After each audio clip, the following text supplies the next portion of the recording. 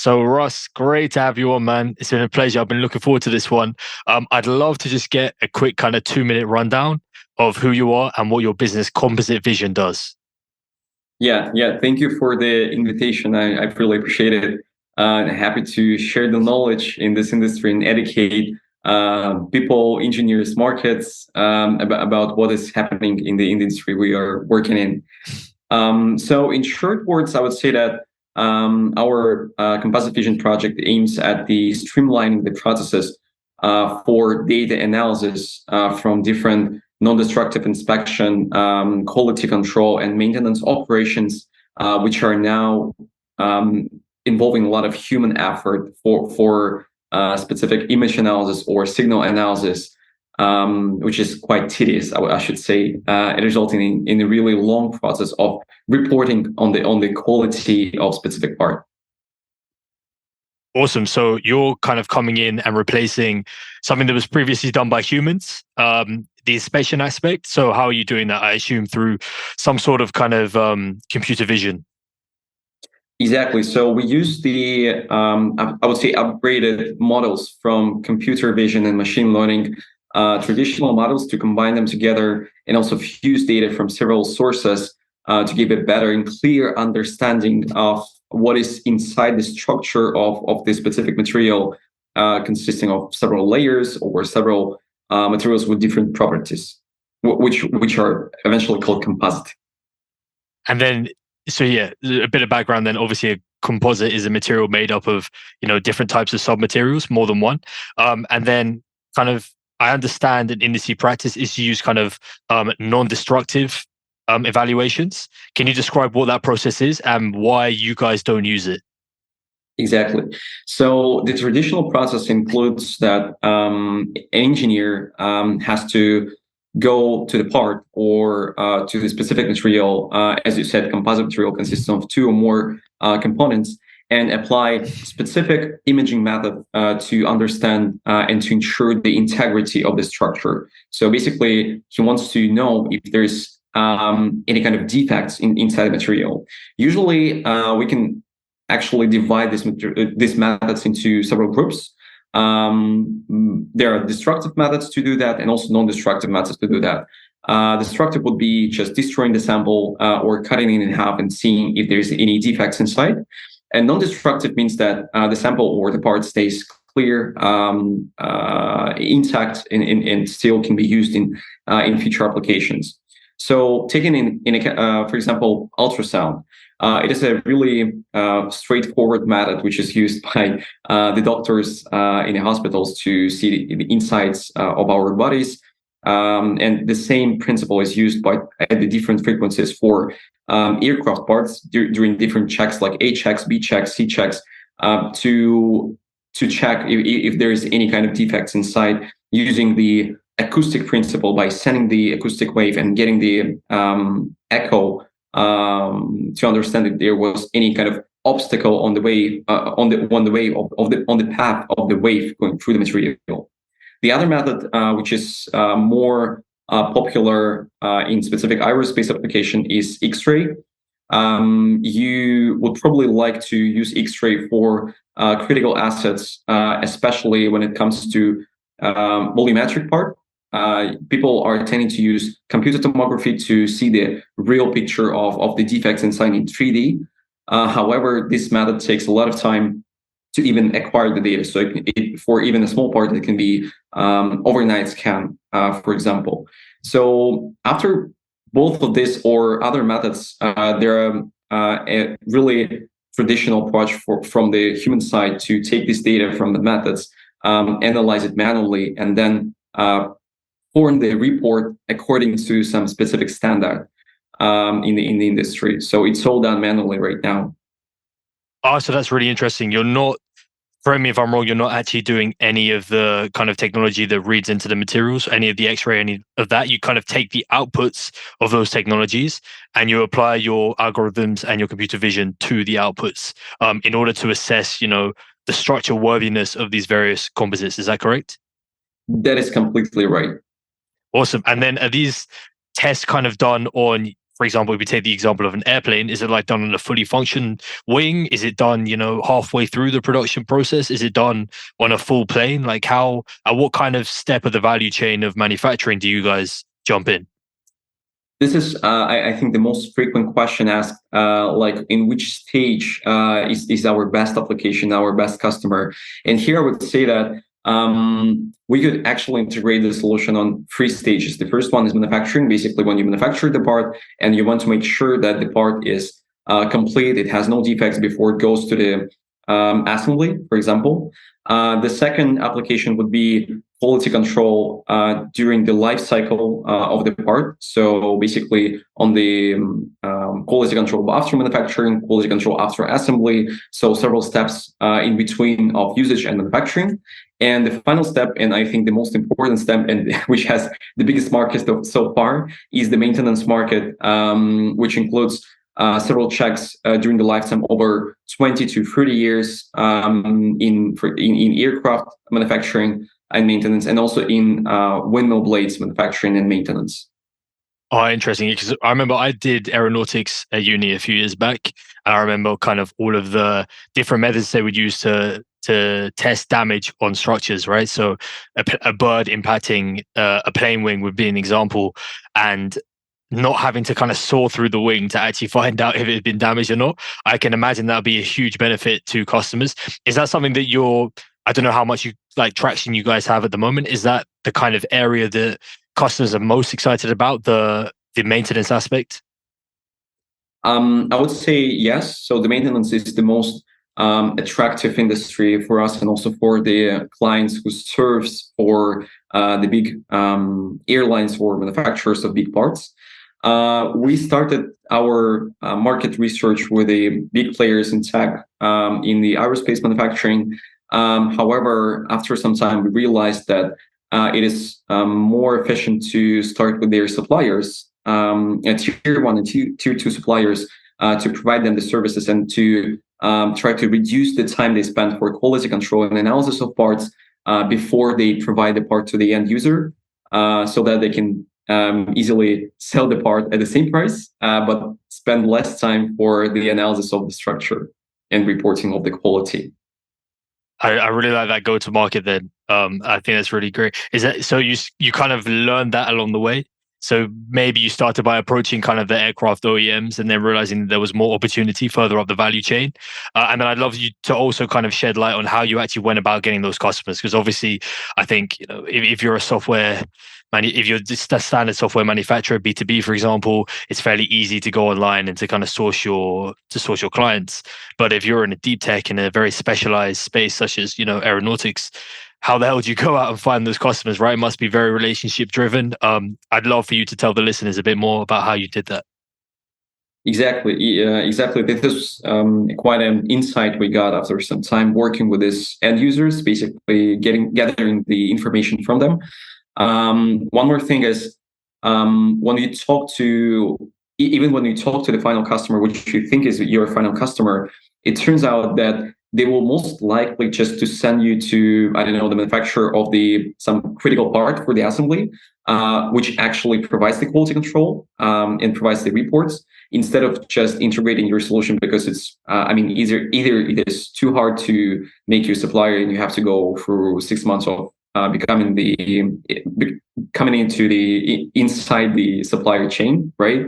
Or there are some other obstacles which they cannot just focus on right now, and so that it is just easier for them if you integrate your solution in the existing supplier chain which they already have.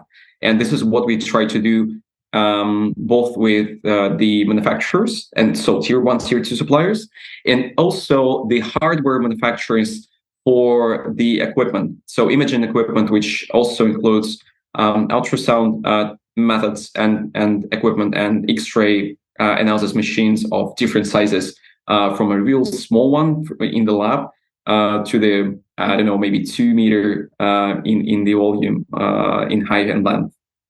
Yeah, because I was going to ask that as well. Maybe you touched on it. Is this a very kind of plug and play software that can integrate with, existing manufacturing supply chain or existing equipment that exists?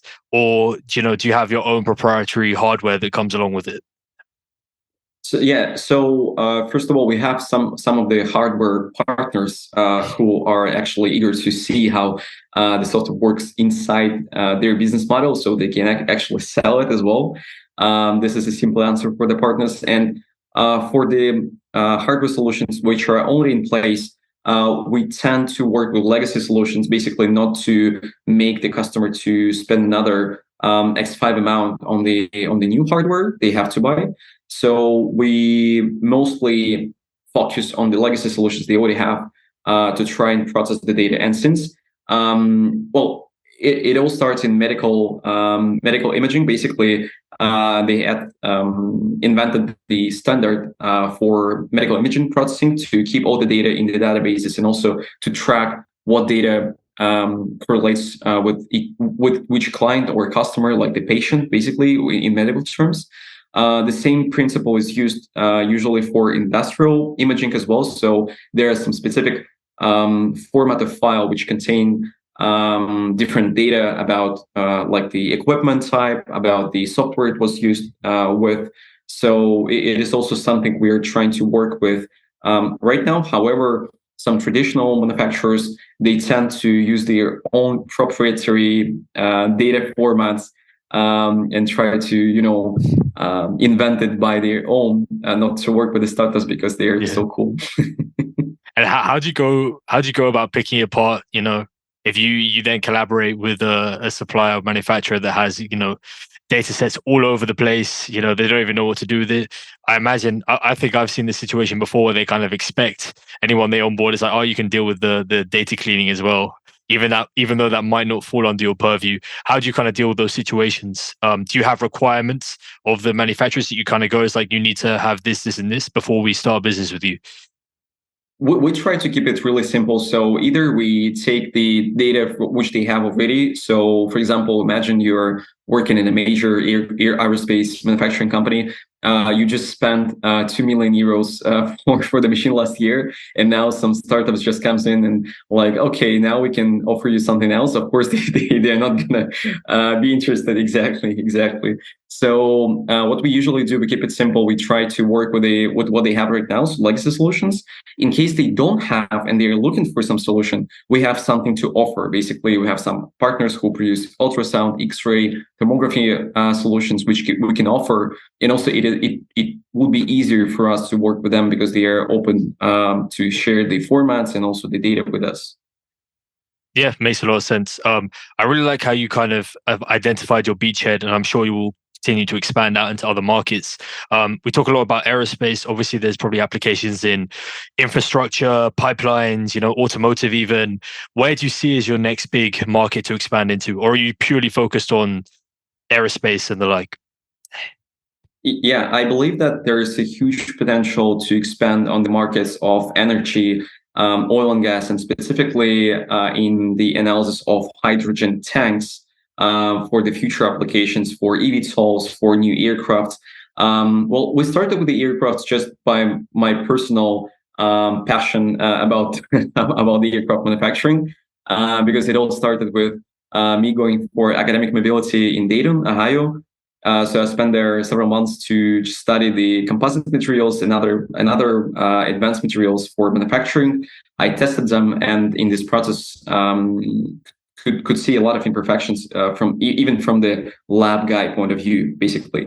And then when I talked to the real engineers, spending their time on the analysis, on the reporting, I understood that this approach could be changed in the future. Of course, it will not be changed tomorrow, but like maybe in 5 to 10 years, we could really apply some principles for smarter analysis of data, which are already applied for in medicine. For example, for analysis of X-ray scans to detect cancer on the early stages. So I really see the potential in other markets, and we already actually talked with different companies even in automotive, because I mean Germany, a lot of automotive manufacturers, and as well as their will to improve the industry and also apply new manufacturing principles because they're looking forward to change to EV cars in future. Also, there's a lot of scope for innovation there. They're quite receptive to startup because OEMs and like particularly the automotive industry historically has been very very conservative, very slow to change. But are you seeing now because of this impetus of EVs that they're actually kind of more open to startups innovating and obviously don't want to be left behind in this big EV race and have Tesla and the like and the Chinese companies race ahead of them? They're now saying, okay, bring the innovation. Exactly. That's I think the main driver for innovation right now. Maybe because of the energy crisis, and everybody wants to ensure that they can still be on track with the market needs and demands. Also from the sustainability point of view, I think the electric cars, electric aircraft will eventually change the approach of the whole humankind for sustainability goals, which was placed several years ago. And this also drives innovation a lot. Also, a lot of new people coming into these companies, young people who better understand what could be improved, basically, instead of just being conservative, as you said. This is also what I really appreciated when I talked to a guy from the major manufacturer, and I see that his true will is to somehow improve the processes he does right now. So he's not just sitting in the company for salary. He's really up to improve something, even if it's like a really small process of, I don't know, reporting on paper and reporting digitally, right? If you change just this small process, and you can scale it to the size of the company, like this manufacturers in automotive in Germany, that will be the future. Yeah, it's really interesting you talk about energy as well. I'm really interested in the energy sector. And you also mentioned hydrogen. Where do you see it kind of playing a role? Because I think, a lot of people I've spoken to, people always say kind of electrify everything. And where it doesn't work, kind of use hydrogen, maybe in heavy industry, planes, potentially ships, stuff like that. Do you see hydrogen playing a role beyond that? For example, in storage, in other applications, even in automotive as well? Because I know people seem to have their camps and they're very either kind of pro hydrogen or not. So I'd love to hear your take. Yeah. So first of all, in energy, I would just simply note about the windmill turbine blades, because all the blades are made from these composite materials based on glass, and the method for their manufacturing is quite complex. It's called infusion. So it is quite a straightforward process of impregnation of with the resin of the fibers. However, if you dive deeper into the scientific part of the impregnation process, you can understand that there could be a lot of defects, which are now also identified by ultrasound robots with a big probes after the manufacturing process. For the hydrogen tanks, I see the real application. We see it right now today in the hydrogen cells, so fuel cells for different vehicles, like ground vehicles, aeronautics vehicles.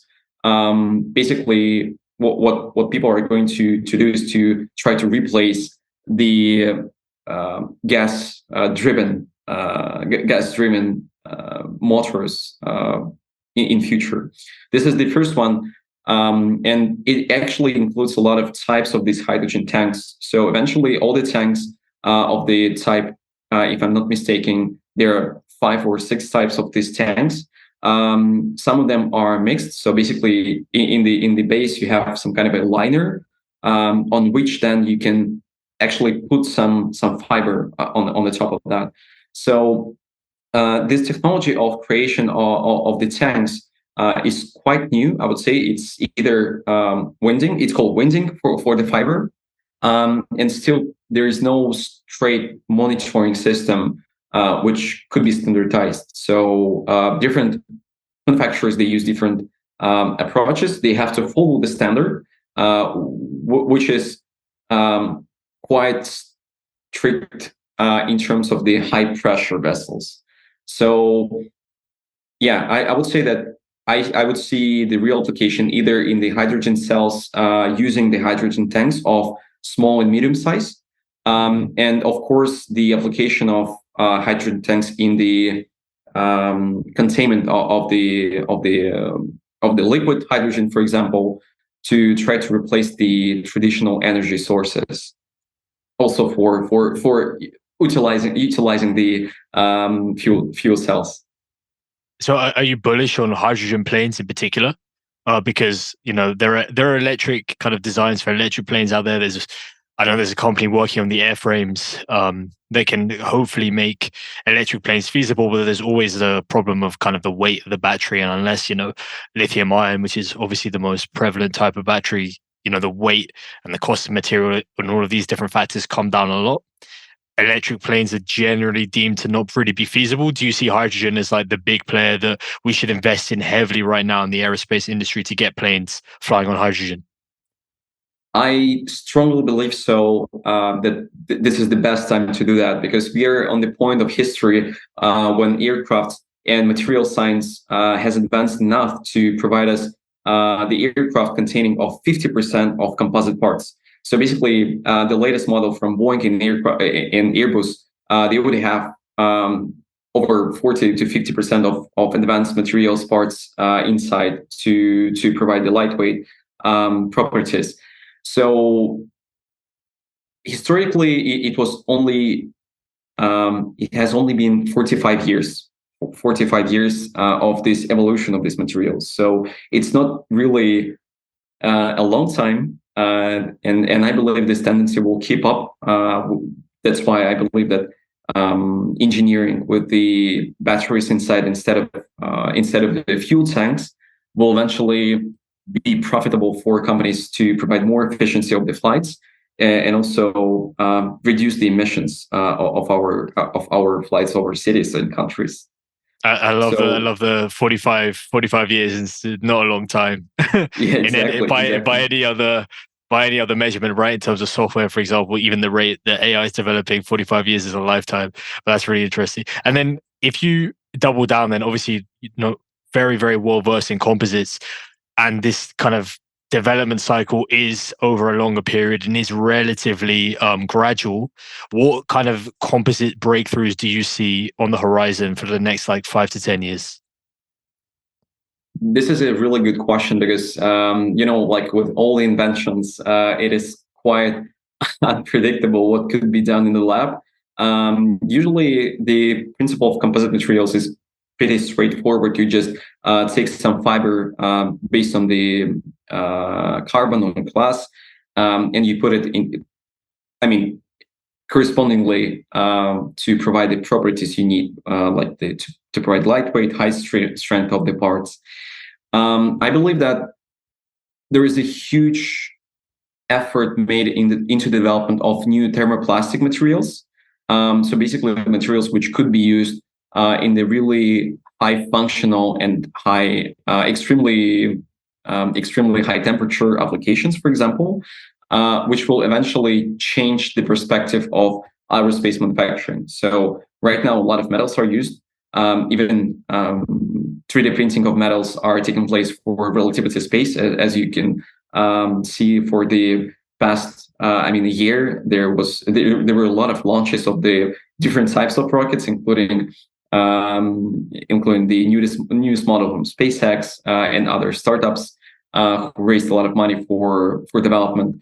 However, I still believe that lightweight materials and their development from the point of view of chemistry and physics will take a lot of time, unfortunately. That's why I believe in one of the obstacles to do that is that people actually don't trust composites. They don't know them. That's why also it's not too standardized. So for the traditional materials, you have a lot of standards which were in place for several decades. For composites, you'll see different applications, even from the theoretical point of view. If you look at the theory of composite engineering, you will find out that there is no axiom. There's only theorems which were actually proved experimentally. For example, the most popular and used criteria for destruction of composite is Saiwu criteria, the so-called Saiwu criteria. which is a theoretical approach with really a lot of data from experiments which proved it, but nobody can tell that it is the final approach which we could use. That's why a lot of people are trying to apply new advanced manufacturing models and also models for materials in different CAD systems like ANSYS or Abacus to understand if there is any kind of new model which we could use for composite to manufacture even more efficient material in the future.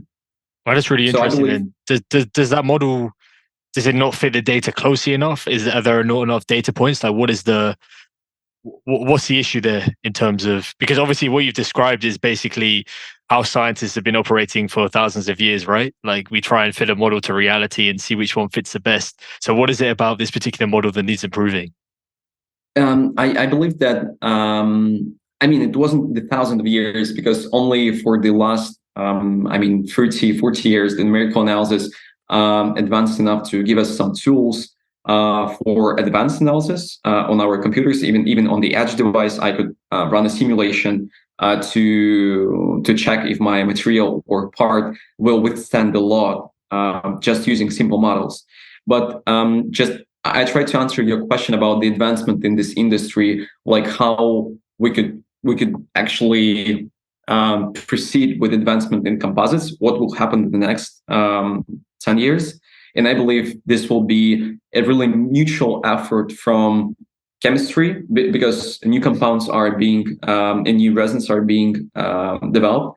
Also physics, from the point of view of the new fiber manufacturing, I would say, mechanics in particular, and also the simulation tools. So only with simulation tools it is possible to develop something in this short period of time, because before that we really had to test it thoroughly with hundreds of samples, and even then we cannot say it is final, because these materials are anisotropic. They have different properties. They have really depending on not on just their direction of inside the structure, but also depending on their initial fabric, initial parameters of manufacturing. So there's too many parameters to take into account to say that we can really leap forward tomorrow to develop these materials. And this is why I believe that this solution based on new methods which are currently developed in the labs of AI and from the machine learning tools could really help into simulation to design the new materials, basically to try to to calculate the best ideal material for the specific application. There's a lot of tools right now, and also from chemistry point of view, I know some tools which actually can predict you some resin combinations and give you a real understanding of how it will work in different extreme conditions.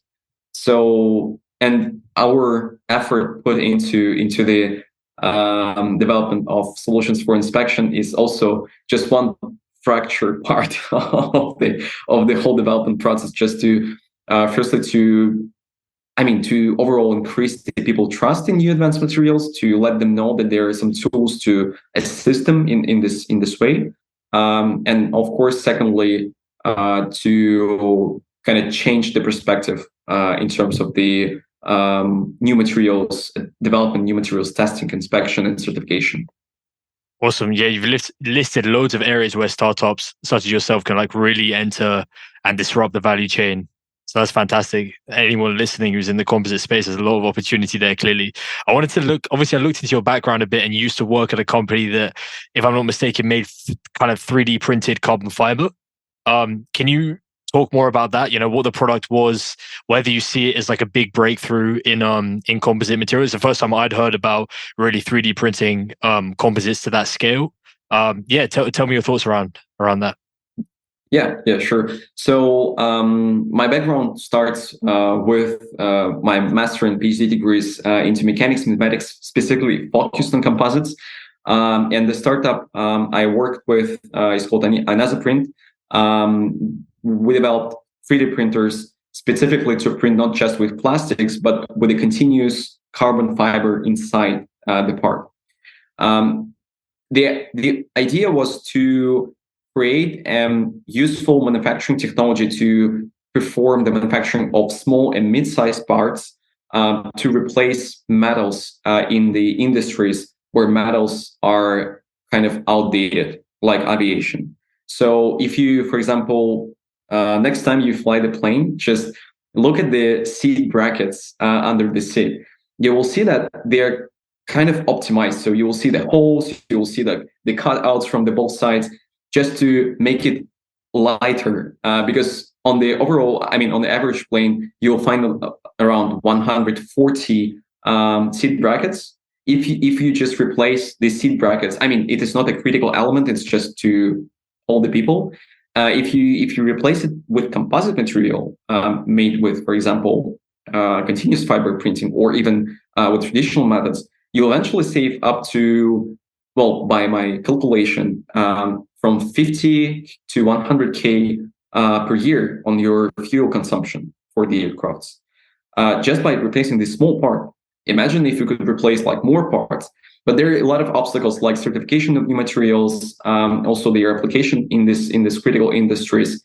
So yeah, answering the question, we developed the 3D printers, the desktop solutions for printing like fun stuff for the bikes or for the scooter, to the real application of printing the satellite frames, for example, for CubeSats. And the latest development was the industrial-sized machine, which could print parts up to 600 millimeters, so up to half a meter in length, for bigger applications in automotive and aviation.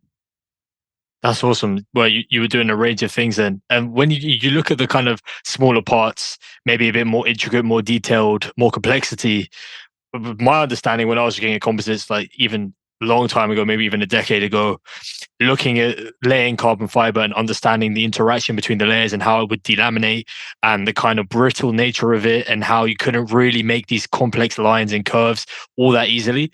Is that a development that's happened in the industry? Is it a lot easier to make these kind of parts right now? And if so, how are you doing that? So delamination and also the behavior in between the layers in interlaminar, which is called in scientific articles, is still a big point of concerns, because you can never say, you can try to predict, but if you just change a little, like your resin compounds, for example, if you make a mistake in mixing the right resin, so that will be different, right? In terms of the additive manufacturing and the 3D printing of carbon fiber, I would say it was more predictive because we completely knew that the material we put in between is plastic still, so the fiber doesn't affect the Z direction vertical. So it was more predictive even than epoxy, I think.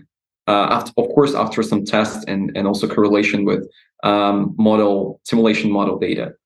So, but still, I think the behavior between the layers and the delamination are still a big concern. And this is why this actually leads us to what we do right now in Composite Vision, because delaminations are the most dangerous defect, which can evolve over time without a real sign for the engineer. Basically, if you check it, let's simplify it. So if you check it today, then you check it in a year, and then just because of the fatigue behavior of these materials and these compounds, they will eventually even a small crack can lead to the destruction of the whole part, and you will never be able to track it in time if you don't check it really often, using a lot of people effort, a lot of energy, a lot of resources to do that.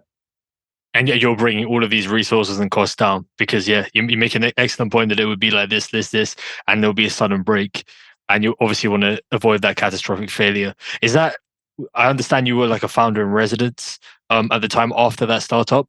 Is this kind of a problem that you found in your time in industry, or did you kind of know that you wanted to start a business in composites, and then you honed in on this idea particularly for your current company?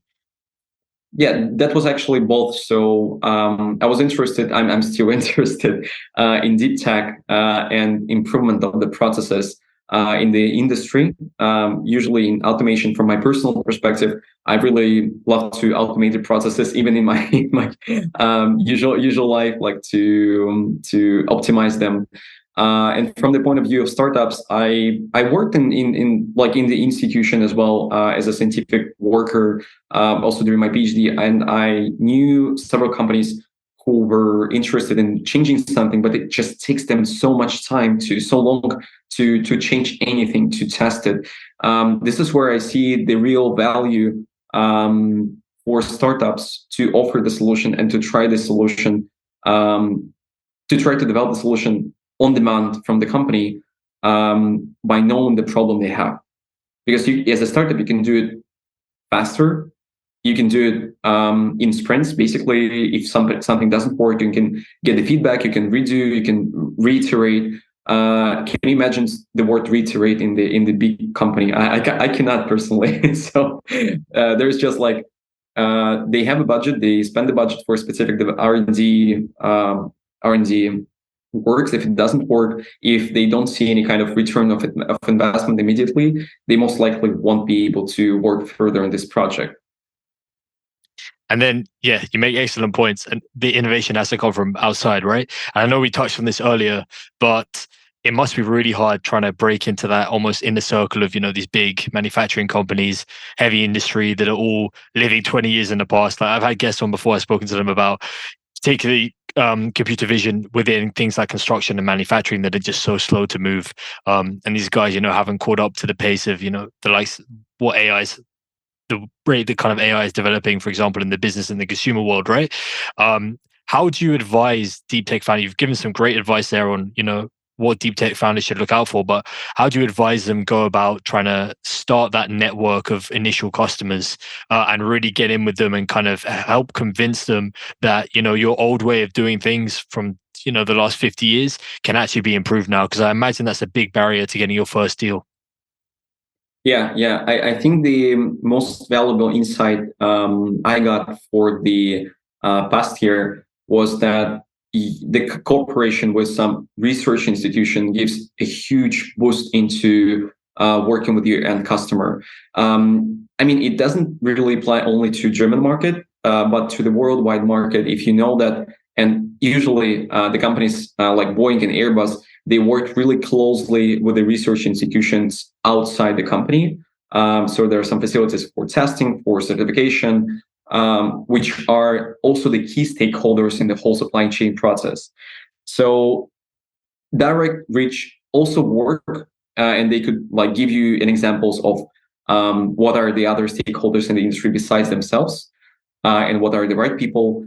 But I believe that the most valuable thing for me, if somebody could tell me 1 year in the past from now, is that you better just look at the companies which work with these big players and big industries, and do not underestimate the role of the research institutions, and also, for example, even PhD students who works on the projects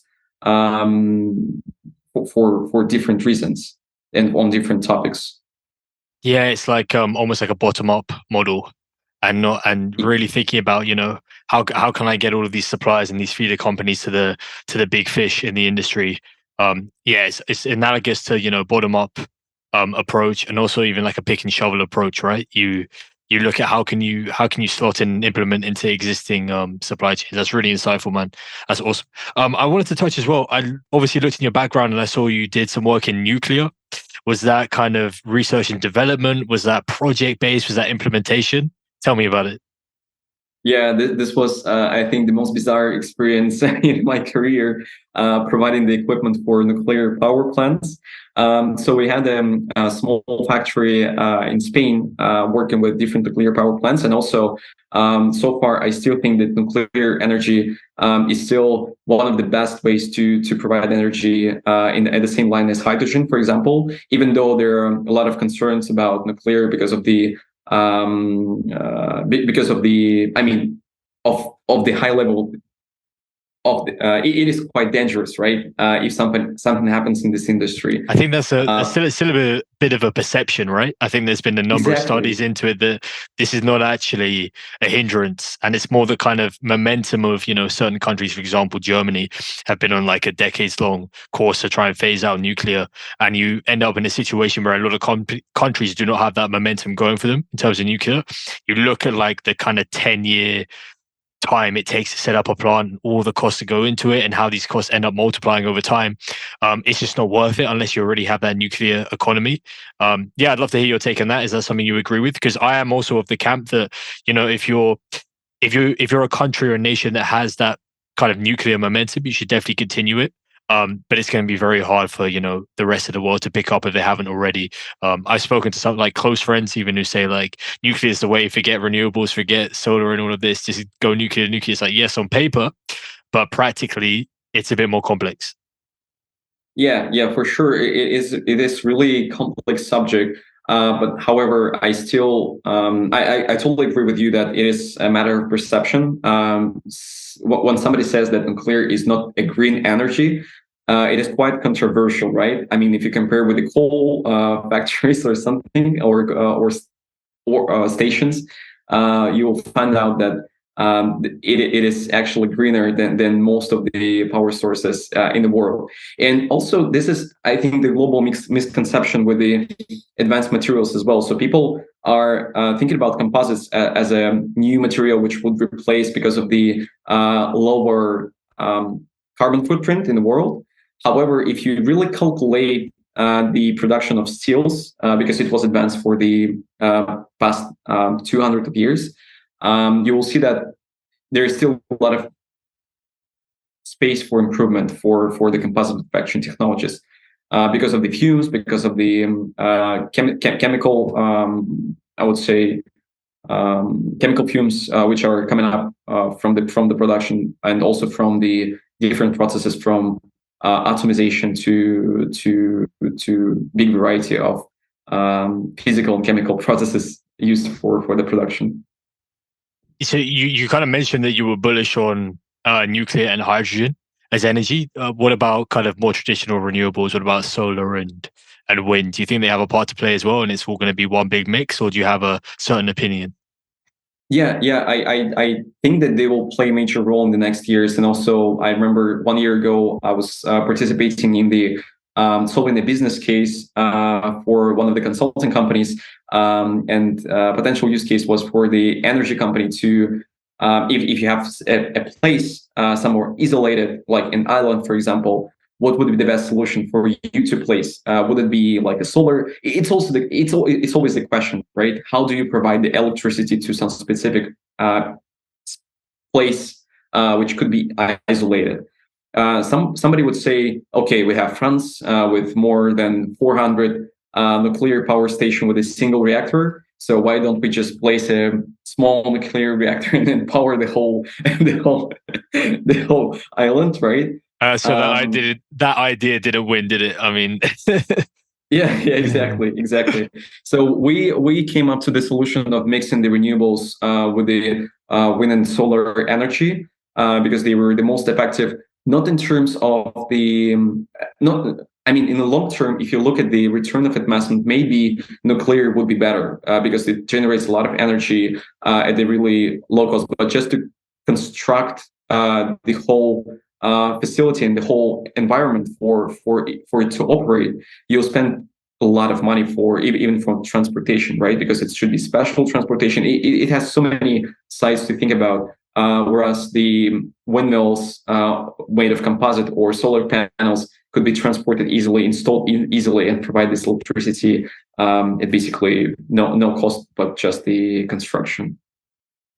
Yeah, absolutely. I think that's a big part of the thing that people miss is, you have this whole momentum in fossil fuels and stuff, and you kind of look at the levelized cost of energy of solar or wind, and it's so cheap now, and you're like, why are we doing more of this? It's like, well, what about the material sourcing? What about the impact of those materials that you're digging out of the ground of the environment?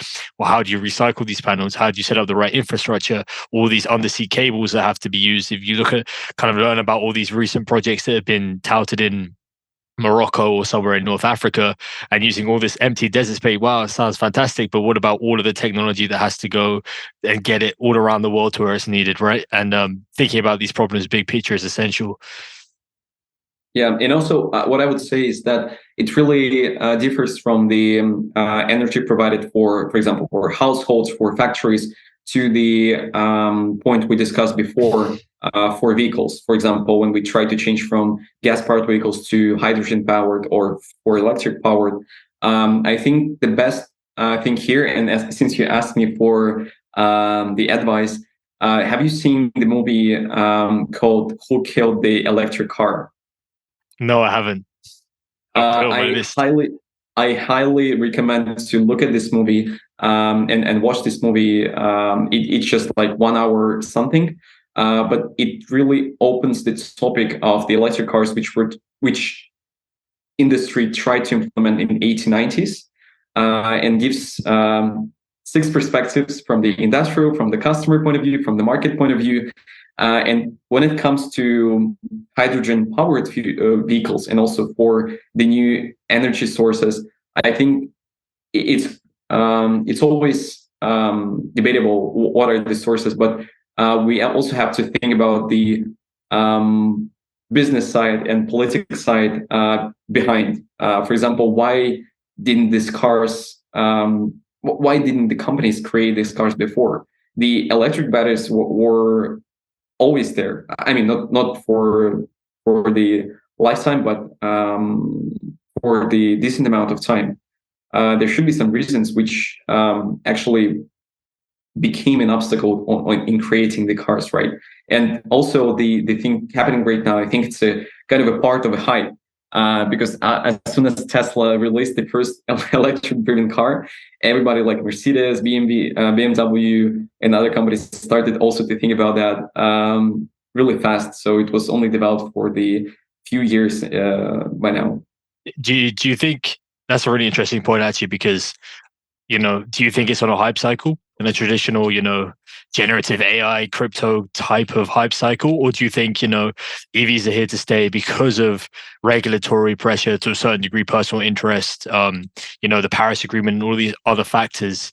I am a strong, obviously, advocate of EVs. I think they will win out. And I think we're probably just like here on the adoption curve. So instead of a hype cycle, we're probably just about here. And a kind of over the next decade, it's just going to go like this. And all of these, estimates of maybe 30% of cars in the next 10 years will be electric. It'll probably be a lot higher than that. I think by 2050, it'll be, we'll just live in a completely electrified world, but maybe that's me being optimistic. So to go back to the question, do you think this is actually a hype cycle in the traditional sense, or is this adoption here to stay? I also think that it's an adoption stage right now. I was just surprised how fast the industry changed from to the EV cars, because I knew before that there was it's the FOMO, right? Exactly. Yeah, it was just like maybe 1.5 years, and then we're all seeing the new models from BMW, from Mercedes, and Mercedes saying, okay, by 2025, by 2030, we are closing all the gas-powered vehicles production in the world, or something like that. So I don't know. I feel like it is still in process. I believe that you are completely right that maybe regulations changed, and the overall perception changed. The awareness of the global warming actually hit it a lot of people. They actually started to understand why is it not as efficient to ride and fly the gas-powered vehicles. So I believe it was also, I mean, once again, I recommend to watch this movie, and I believe that the governmental regulatories actually played a huge role in this process of the shifting to EV. Yeah, no doubt. I think to that point as well, I think a lot of people can see the benefits of, more sustainable travel and this and that. But I personally am a little bit cynical, because I think, most people just only make the jump when it affects their pockets, right? When they really start to feel the strain, that's when they'll make the jump. And I think people will cling on to their gas-powered vehicles as long as they can. Of course, the price of electric vehicles are coming down now, making them more and more accessible to, everyday people, instead of just like the kind of early adopters. But I do think we're starting to, jump across that chasm now to the point where we're poised for electric growth because, the infrastructure is starting to be there.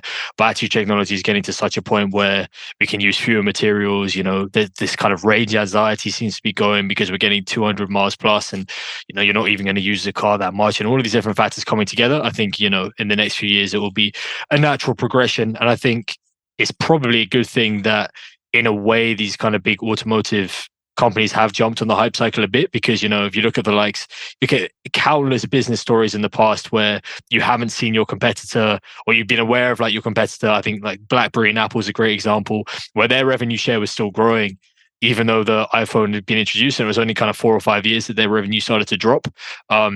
I think it's good that traditional automakers are now realizing that's the inflection point. And if we don't act now, even though our revenues might be growing and we might be selling more gas-powered cars, it's going to come back to bite us in the next 10 years.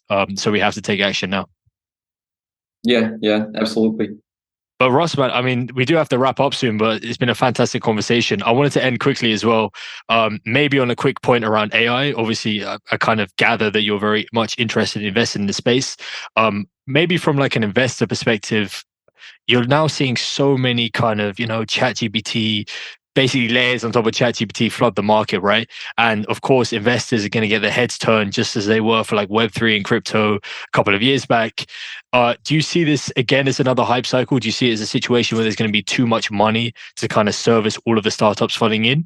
Or do you see this as something that's here to stay? I think maybe from my perspective, it might be a bit analogous to kind of like the dot-com crash, where AI is definitely here to stay long term, but we're probably at that kind of peak at the start of the hype cycle where people get a bit overexcited and throw a bit too much money around. But I'd love to hear your take. Yeah. I'm not actually an expert in ChatGPT and generative AI stuff. I'm more into deep tech. But what I could see from investors from the start of the year, maybe because of the fear of recession, there is definitely a less money on the table which they want to put into startups overall, because they are quite afraid what will happen in terms of investments, because they don't know what is happening in 2 weeks and 3 weeks. I mean, if we look back half a year ago, for the past half a year, with the Silicon Valley Bank closing and all this, quite predictable events, but still really unexpected events from people in the startup industry. People are quite afraid to do that right now. In terms of what I hear, there is still an interest to support really impactful projects, which might really help the industry to change eventually in the direction of the sustainability, and also in terms of automation with the new AI-powered tools. But itself, like ChatGPT and AI itself, it has a big value, but only in the right hands, in the right application, right? It is the same for us. So when we talk about AI, it's not something we developed, which we invented. We just found as really specific application, a really niche application, which might automate some processes on the high level, but in scale that might change the way experts and engineers would think about the structural inspections in the future. Yeah, that's fantastic. I want to say as well, you're very, very articulate with your ideas, and you're very clear about how you explain it. Obviously, very complex ideas that you get it across really well. I know that you obviously put a lot of effort into conversing and trying to explain this concept, obviously, to investors, the potential customers.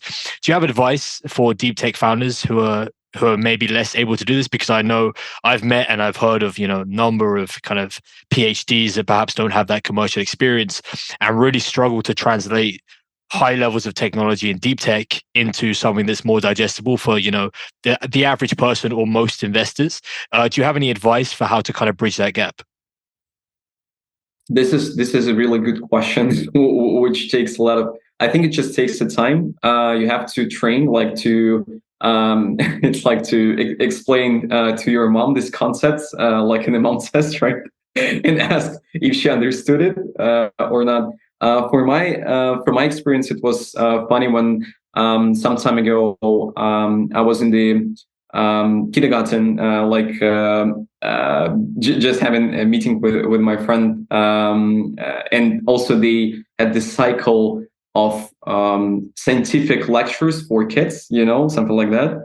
And I did a pitch basically to small investors in future, which eventually went well, because after that I asked them, like, can you understand it? And this was the moment I started to add to my pitch that we're like doctors who helps the aircraft manufacturers to find this stuff, because I didn't even think about that before. I thought that it is quite clear what we do, but when you ask even the kids or your family members, I mean, even if you're close friends, of course, everyone wants to kind of flatter, to kind of support you. But you can actually understand if the idea is accessible and digestible, as you said. And also in terms of investors, I think it just takes some time to practice. But the main point is that the main point to keep in mind is that when you go to investors, it should be quite tactical to plan this moment. So if you are not sure that you will be understood within this investor, so either you didn't plan it well, or maybe it's just not your investor. Basically, if you were going to investor who invest in NFT, Web3, and you are coming in with deep tech idea in aerospace, maybe that's not the right place for you, because besides money, it will be no value added for your future. Right, yeah. So doing all the work up front on your part is also essential. Make sure you target the right investors, make sure they operate in your right stage and vertical, and that you're getting something out of it as well, which will be, connections further down the line. But Russ, man, it's been absolute pleasure talking to you. What a guest. Really just a pleasure having you on. Is there anything you wanted to close on in terms of call to actions or anything like that? Yeah, totally. So one call to action, I want to all the industrial players listening to this podcast. I just wanted to empower and kind of motivate you to start looking at the startups and the value they can bring. I still believe that there is a lot of space to improve in different industries, especially in the hard to move industries, clumsy industries to improve. So I still believe that there should be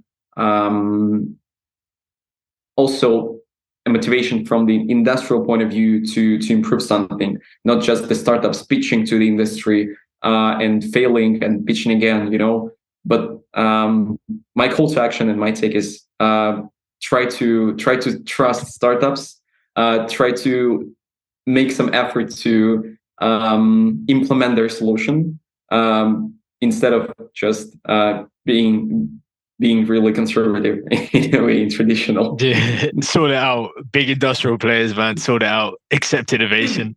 I love it. But Russ, absolute pleasure again. Yeah, till we speak again, take care of yourself. Yeah, thank you, James. Thank you. Thanks, man. Take care. Cheers. Bye bye.